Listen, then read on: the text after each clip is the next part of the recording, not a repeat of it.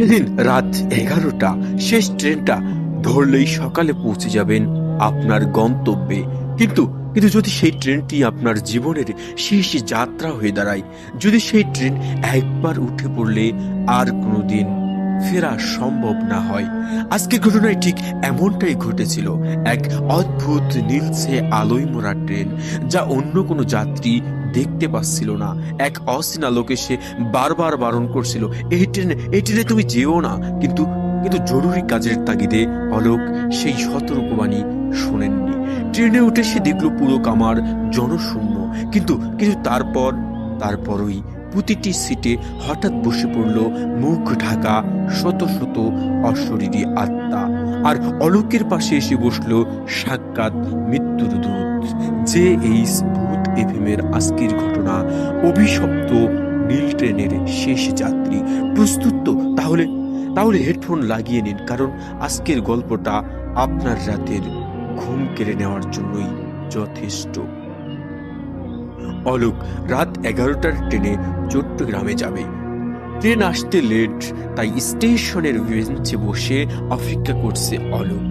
অবশেষে ট্রেন এলো, কিন্তু কিন্তু সে অবাক হলো এই ভেবে যে ট্রেন এলে যাত্রীদের মধ্যে যেমন হুড়োহুড়ি পড়ে যায় ট্রেনে ওঠার জন্য, সেদিন কিন্তু সেটা হলো না। মনে হচ্ছে অন্য যাত্রীরা ট্রেনটা দেখতেই পাচ্ছে না। তাছাড়াও অলোক খেয়াল করলো না যে ট্রেনটা কেমন যেন অদ্ভুত, যন্ত্রের নয়, যেন নীলচে আলো দিয়ে তৈরি ওঠা, ঝাপসা দেখাচ্ছে। জরুরি কাজে যেতে হবে, তাই অত শত তলিয়ে না দেখে সে উঠে দাঁড়ালো যাবার জন্য। ঠিক ওই সময় পাশ থেকে কেউ বলল, বাপু, এই ট্রেনে তুমি যেও না।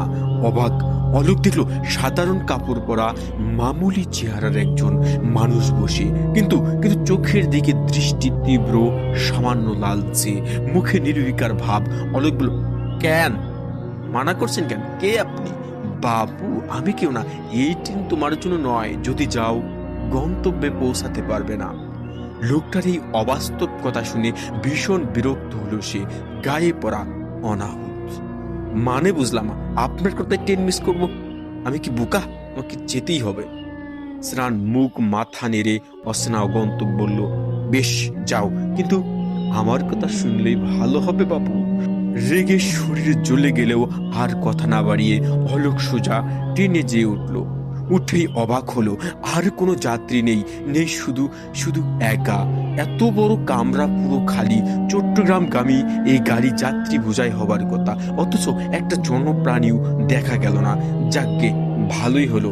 বেশ, হাত পা ছাড়িয়ে যাওয়া হবে, পৌঁছাবেই ভোরে, প্রয়োজনে ঘুমিয়েও নিতে পারবো। জানালার ধারের সিটে বসে অলোক তাকালো স্টেশনের দিকে এবং পুরো মুহূর্তে সত্যি বোকা হয়ে গেল। ব্যস্ত স্টেশনের কোলাহল, বাতি, হকার বা অন্যান্য যাত্রী কিছুই দেখতে পাওয়া গেল না। জানালার কাচ ভেদ করে কোনো কিছুই দৃশ্যমান নয়। কি ব্যাপার, এটা কিভাবে সম্ভব?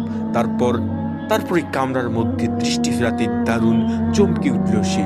প্রত্যেকটা সিটেই বসে আছে সাদা পোশাক পরা অনেক মানুষ। মুখ দেখা গেল না, কারণ কালো কাপড়ের লম্বা টুপি দিয়ে ঢাকা সবার চেহারা। কিছুক্ষণ আগেই তো একদম খালি ছিল, এখন এরা হঠাৎ কোথা থেকে এলো? পুরো কামার ভরে গেছে অশরীরীদের আকস্মিক আগমনে। এরা সব মৃত্যু অশরীরী। এই ট্রেনে পার্থিব জগতের নয়, মৃত্যুপুরী থেকে এসেছে এবং পুনরায় সেখানেই যাত্রা শুরু করেছে। হতভম্ব অলোক অনুভব করলো ওর পাশেই কে যেন বসে আছে। ধীরে মুখ ফিরিয়ে দেখলো স্টেশনে দেখা সেই মানুষটি। পরনে এখন তার কালো পোশাক, ভয়ঙ্কর চেহারা, বিকট দাঁত বের করে হাসিতে হাসিতে সে বলল, বাবু, তোমাকে আমি সাবধান করেছিলাম না, এই ট্রেনে জীবিতদের জন্য নয়। তোমার দুর্ভাগ্য শোনোনি আমার সতর্কবাণী। আমি মৃত্যুদূত। অরষ্ট আতঙ্কিত অলোকের নড়ার শক্তি নেই, শরীরটা যেন পাথরের মতো ভারী হয়ে গেছে। জানালার বাইরে তাকাতেই দেখলো সেখানে কোনো পরিচিত দৃশ্য নেই, না গাছপালা, না আলো, কেবল এক অত্যন্ত ঘন কালো অন্ধকার, যা মাঝে মাঝে নীলছে বিদ্যুতের মতো আলোয় কেঁপে উঠছে। ট্রেনের গতি ক্রমে বাড়ছে, কিন্তু কোনো শব্দ নেই। চাকার সেই চিরচেনা খটখট খটখট আওয়াজ নেই। আছে শুধু এক হিমশীতল বাতাসের শোষণ শব্দ। মৃত্যুদূত তার হাড় সরম্ব হাতটা অলোকের কাঁধের উপর রাখলো। সেই স্পর্শে মনে হলো একদলা বরফ অলোকের রক্ত জমিয়ে দিচ্ছে। সে ফিস ফিস করে বলল, তোমার জন্য শেষ হয়েছে অলোক। এই ট্রেনের টিকিট কাটে কেবল তারা যাদের ফেরার পথ বন্ধ হয়ে গেছে। অলোক আর্তনাদ করতে চাইল, কিন্তু গলা দিয়ে কোনো স্বর বের হলো না। সে দেখলো কামরার সেই সাদা পোশাক পরা অবয়বগুলো একে একে উঠে দাঁড়াচ্ছে। তারা সবাই মুখ ঘুরিয়ে অলোকের দিকে তাকাচ্ছে, যদিও তাদের মুখ কালো কাপড়ে ঢাকা। তবুও অলোক অনুভব করতে পারল শত শত অদৃশ্য চোখে তার দিকে তৃষ্ণাত দৃষ্টিতে চেয়ে আছে। তাদের বিশ্বাস নেই, স্পন্দন নেই, আছে শুধু এক অমোঘ আকর্ষণ, যা অলোকের ট্রেনে নিচ্ছে এক অতল গহ্বরের নিচে। ট্রেনটি যখন এক বিশাল কুয়াশাচ্ছন্ন স্টেশনের ঢোকার উপক্রম করলো, অলোক দেখলো স্টেশনের নাম ফলকে কোনো শহরের নাম লেখা নেই, শুধু লেখা বিস্মৃতি। মৃত্যুদূত অট্র হাসি হেসে উঠল। সে হাসির শব্দের ট্রেনের জানালার কাঁচগুলো চড়চড় করে ফেটে যেতে লাগলো। অলোকের চোখের সামনে সবকিছুই ঝাপসা হয়ে আসতে লাগলো। ফুসফুসে যেন বাতাস টেনে নিতে পারছে না। একসময় তীব্র যন্ত্রণার পর সব শান্ত হয়ে গেল। কামরার নীলচে আলো নিভে গিয়ে চারপাশ ডুবে গেল ঘুটঘুটে অন্ধকারে। অন্য মৃত্যুদের সাথে সেও রওনা হলো অজানা ভয়াবহ জগতে। হতভাগ্য অলোকের আর গন্তব্যে পৌঁছানো হলো না। পরদিন ভোরে রেল লাইনের ধারে কুয়াশার মধ্যে অলোকের নিষ্প্রাণ দেহ পাওয়া গেল। তার চোখ মুখে ছিল অসীম আতঙ্কের ছাপ। পুলিশের প্রাথমিক ধারণা অনুযায়ী হার্ট অ্যাটাকে মৃত্যু হলেও উপস্থিত জনতা এক অদ্ভুত বিষয় লক্ষ্য করেন। মৃত্যু অলোকের ডান হাতের মুঠোয় শক্ত করে ধরা ছিল একটি পুরনো আমলের ট্রেনের টিকিট এবং একটি কাগজ, যা সাধারণ কোনো কাগজ নয়, বরং পুড়ে যাওয়া ছাইয়ের মতো ধূসর ও ভঙ্গুর। আর সেই টিকিটের গন্তব্য লেখা ছিল অনন্তকাল, এবং কাগজে লেখা ছিল সব যা কিছু তার সাথে রাতে ঘটে যায়। সো লিসেনার, ঘটনাটি আমাদের কেমন লাগলো তা অবশ্যই কমেন্টে জানাতে পারেন।